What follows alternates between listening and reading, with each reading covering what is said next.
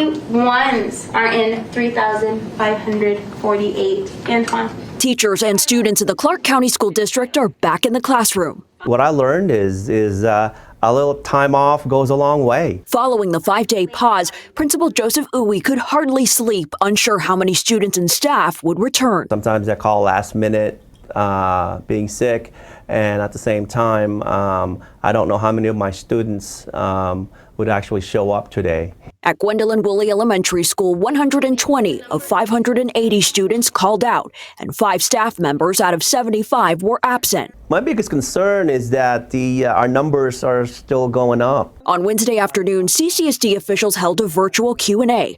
Members of the media were only allowed to ask one question to Dr. Monica Cortez.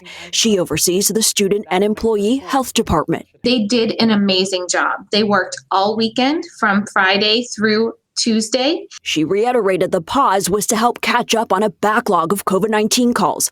Last week, parent and special ed teacher LENNY LITHER spent half a workday trying to get through the hotline. I stayed on hold for 3 hours and eventually got disconnected. I stayed on hold for another hour and finally got through by email, not by phone, but by email, saying that I could not return until I had my second negative test. There is no reason why anybody should ever have to wait that amount of time online. And this is what Dr. Cortez said about the hotline issues. The priority is to keep those phone lines open and be able to answer those questions for our families. We know it is a wait, and many times it's an inconvenience.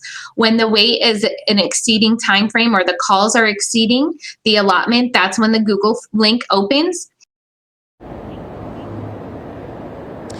Now, there's still not a lot of clarity on how their Test to Stay program will look like. Currently, the district has made certain high schools rapid testing locations where staff and students can bring their ID. We know that Centennial and Cheyenne High School are 2 of those schools, but they can receive results within 15 minutes. As far as PCR tests that students and staff take, those tests are taken to a lab in California, and results can vary between 24 and 72 hours. Reporting live from CCSD, Lauren Martinez, Fox 5 News Local, Las Vegas.